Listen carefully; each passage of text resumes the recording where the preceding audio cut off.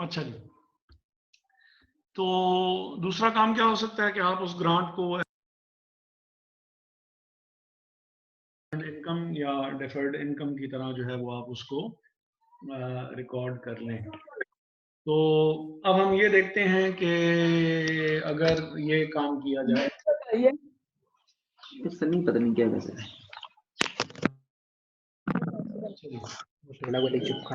अब हम जरा सवाल कर लेते हैं ना ताकि ये काम या ये बात जो है ये जरा थोड़ी सी हो जाए।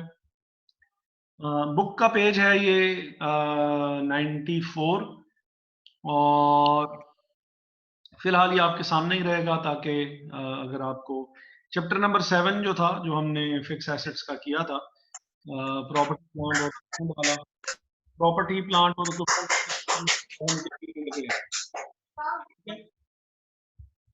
अच्छा, सर एक आपने बताया था एसिड की कॉस्ट से कट जाएगा, दूसरा ये था कि एसेट की कॉस्ट में से डिडक्ट ना करें बल्कि उसको अनअर्न्ड इनकम के तौर पे ट्रीट करें। सर दोबारा बता दें, कट गया। एक काम हम ये कर सकते हैं कि हम उसको एसेट की कॉस्ट में से डिडक्ट करें। नंबर 2, डिडक्ट ना करें बल्कि अनअर्न्ड इनकम के तौर पे ट्रीट कर लें। अच्छा ठीक है, ठीक है, अच्छा, thank you. Welcome.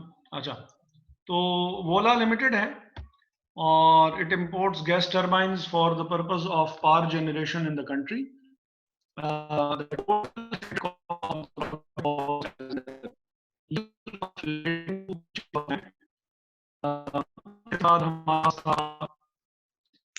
Legal cost.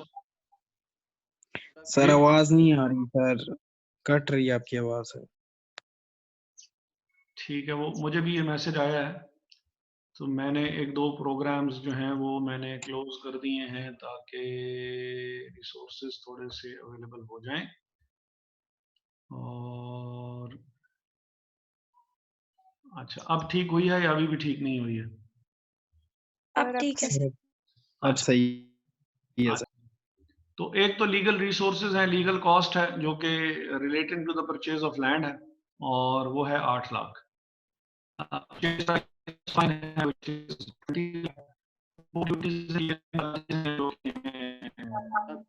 One million के डेमोराज चार्जेस हैं जो कि हैं 50,000 के, ट्रांसपोर्टेशन है जो कि है 1 लाख की, इंस्टॉलेशन एंड असेंबली कॉस्ट है जो कि 50,000 है, development cost of the facility है जो कि है 2,50,000 और साइट प्रिपरेशन कॉस्ट है जो कि 25,000 है। The government has recently announced that anyone who will import any machinery for the purpose of power generation, the government will allow a financial assistance of 25% of the cost of the machinery.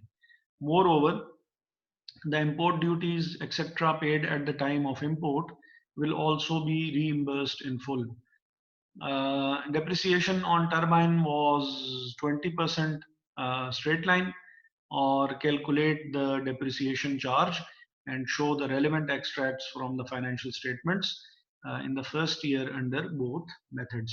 अब दोनों तरीके जो भी हमने पढ़े कि एक में हम उसको कॉस्ट में से डिडक्ट कर लेते हैं और एक में हम उसको कॉस्ट में से डिडक्ट नहीं करते, दोनों मेथड्स जो है वो हम करके देख लेते हैं कि उसमें क्या होगा।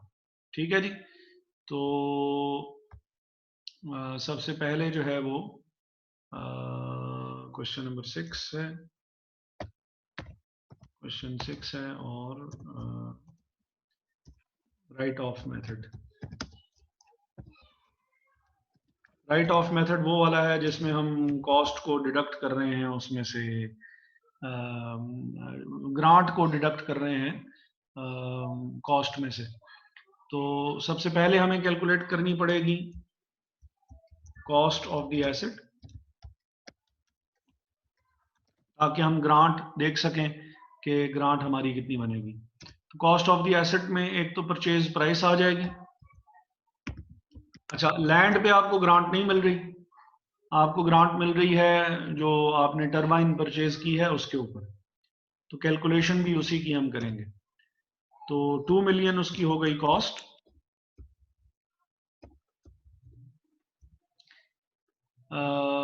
इंपोर्ट ड्यूटीज जो है वो हम इग्नोर करेंगे। इंपोर्ट ड्यूटीज इग्नोर क्यों हो रही हैं? जितने भी रिफंडेबल टैक्सेस होते हैं, रिफंडेबल टैक्सेस जो हैं वो शामिल नहीं किए जाते हैं। तो हम जो इंपोर्ट ड्यूटी है उसको हम शामिल नहीं करेंगे, क्योंकि ये सारी की सारी हमें रीइंबर्स हो जाएगी। अगर ये रीइंबर्स ना हो रही होती तो नॉर्मल केसेस में इंपोर्ट ड्यूटी जो है वो कॉस्ट में शामिल की जाती है। अच्छा, डेमोराज चार्जेस जो हैं, डेमोराज चार्जेस इज अ पेनल्टी। जब आप पोर्ट पे सामान पड़ा हुआ हो आपका और आप सामान जो है वो पिक ना करें, और ऑब्वियसली वो स्पेस गवर्नमेंट की है और वो आपको एक खास मुद्दत के लिए अलाउ की जाती है कि आप सामान आपका यहाँ पड़ा रह सकता है। उसके बाद हर सूरत में आपने वो जगह क्लियर करनी होती है, वरना आपके ऊपर पेनल्टी पड़ना शुरू हो जाती है। तो penalties are not included in cost of the assets, तो डेमोराज चार्जेस भी इग्नोर हो जाएंगे। डेमोराज चार्जेस पेनल्टी है, पेनल्टी जो होती है वो कॉस्ट ऑफ द एसेट में शामिल नहीं होती। ये आपकी इनकम स्टेटमेंट में एक्सपेंस के तौर पे अपीयर होगी, थोड़ी देर में हम इसको देख लेते हैं। ट्रांसपोर्टेशन, डेफिनेटली ट्रांसपोर्टेशन जो होगी ये डेफिनेटली हम करेंगे ऐड, और ट्रांसपोर्टेशन जो थी वो थी 1 लाख। और फिर हमारे पास इंस्टॉलेशन कॉस्ट है, इंस्टॉलेशन कॉस्ट है, और वो कितनी है? इंस्टॉलेशन है हमारे पास 50,000। और फिर हमारे पास है development cost of the facility और साइट प्रिपरेशन कॉस्ट। तो साइट प्रिपरेशन कॉस्ट, तो साइट प्रिपरेशन कॉस्ट हम ऐड कर देंगे, development cost of the facility add नहीं होगी। ये क्यों ऐड नहीं होगी? क्योंकि ये वो अमाउंट है, ये वो अमाउंट है जो कि लैंड है, लैंड की डेवलपमेंट के लिए हमने एक्सपेंस लगाया 2,50,000, तो ये लैंड की कॉस्ट में शामिल होना चाहिए, टरबाइन की कॉस्ट में शामिल नहीं होना चाहिए। और हम टरबाइन की कॉस्ट ही स्पेशली क्यों कैलकुलेट कर रहे हैं? क्योंकि गवर्नमेंट की जो ग्रांट है वो टरबाइन के साथ स्पेसिफिक है, वो लैंड के साथ जिस पे जाके टरबाइन लगेगी और हम पूरा अपना प्रोडक्शन एरिया बनाएंगे, ग्रांट उसके साथ रिलेटेड नहीं है, इसलिए फिलहाल उसकी कैलकुलेशन भी नहीं हो रही है। क्लियर है? सही है सर। टोटल कॉस्ट जो हमारे पास आ जाएगी वो टोटल कॉस्ट हो जाएगी, इस सब को हम ऐड जी 2175 दोबारा से 2175 000 21,75,000। ठीक है जी, ये हमारी टोटल कॉस्ट है एसेट की। और जो ग्रांट है, ग्रांट बेसिकली कॉस्ट का, grant is 25% of the cost of the asset. इसका मतलब है कि 5 lakh हाँ जी, अच्छा,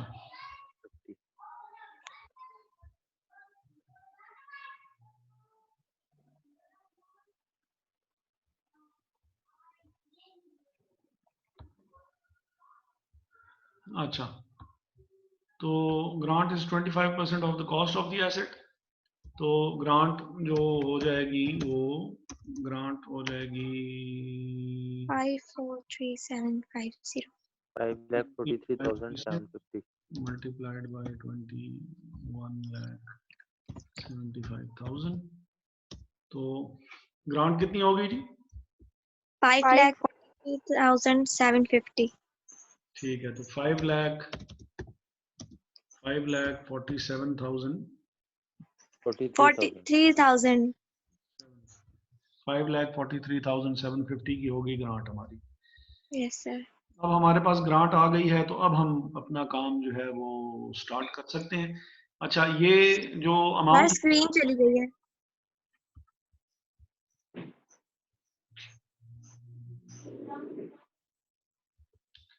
और स्क्रीन के साथ साथ हमारा सारा वो जो सवाल था वो भी चला गया।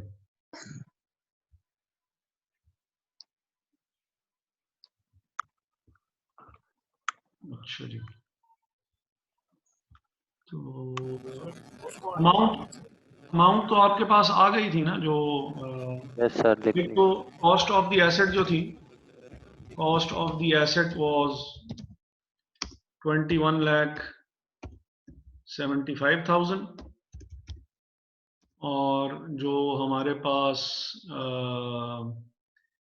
जो अमाउंट ऑफ ग्रांट थी, अमाउंट ऑफ ग्रांट जो थी वो हमारे पास थी 5,43,750। हमें बेसिकली ये दो चीज़ें ही चाहिए थी, ताकि हम आगे फिर मेथड ए और मेथड बी जो है वो हम अप्लाई कर सकें। मेथड ए जो था वो हमारे पास था,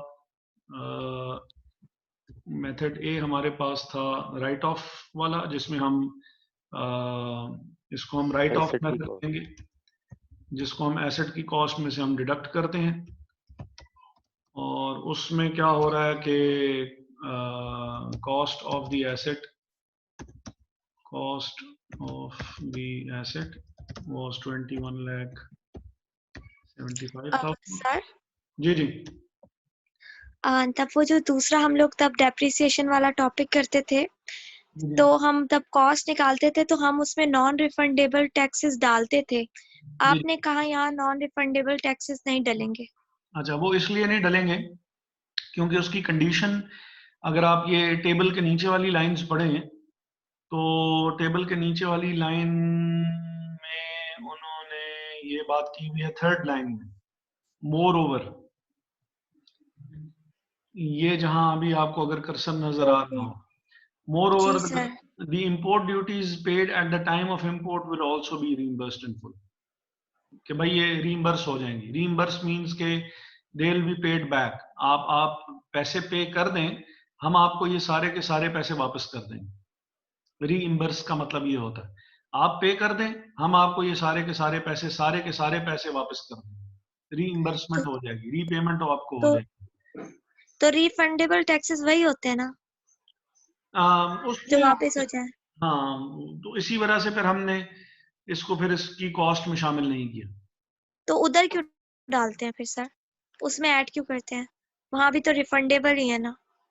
नहीं, नॉन रिफंडेबल टैक्सेस ऐड होते हैं, रिफंडेबल टैक्सेस तो ऐड नहीं होते। ओ सही। ठीक है, जो रिफंडेबल है वो तो रिफंड हो ही जाने हैं, तो फिर वो कॉस्ट में तो शामिल नहीं होंगे। नॉन हाँ रिफंडेबल वो कॉस्ट में शामिल किए जाएंगे। ठीक है सर। ठीक हो गया।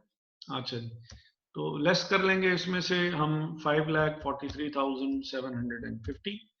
तो जब ये माइनस करेंगे तो हमारे पास एडजस्टेड कॉस्ट कितनी आ जाएगी?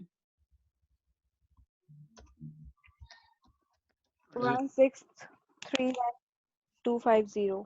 163 1250. 1631250, 16 लाख Yes, sir. और 31,000 और 250, ये हमारे पास आ गई एडजस्टेड कॉस्ट। अब जो डेप्रिसिएशन चार्ज होगी, डेप्रिसिएशन इस अमाउंट पे चार्ज होगी। ठीक है जी, डेप्रिसिएशन आपने 16,31,250 पे चार्ज करनी है। तो मेथड नंबर ए में मोहम्मद हसनैन शाहिद साहब भी आ गए। अच्छा, तो अब बैलेंस शीट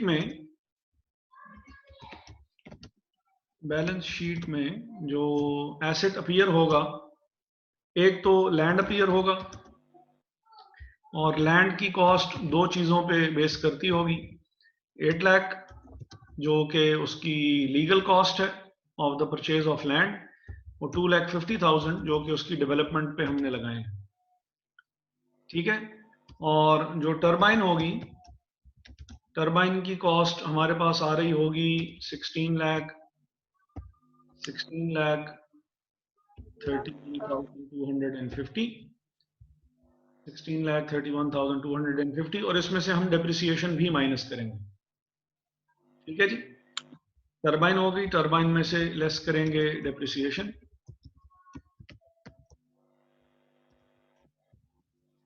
अच्छा, डेप्रिसिएशन का रेट जो है वो 20% है।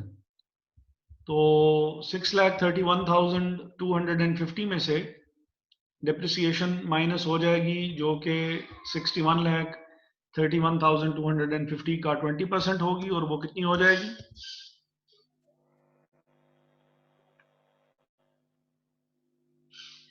3,26,250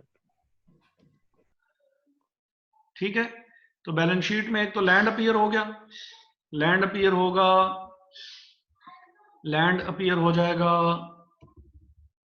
10,50,000 से, और जो हमारे पास जो टरबाइन की कॉस्ट अपीयर होगी वो कितनी होगी? 16 लाख में से जब हम 3,26,000 माइनस करेंगे तो 13,05,000।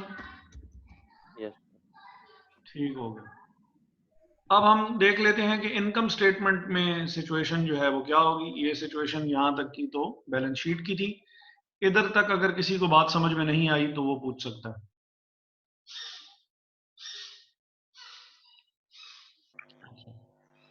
इनकम स्टेटमेंट में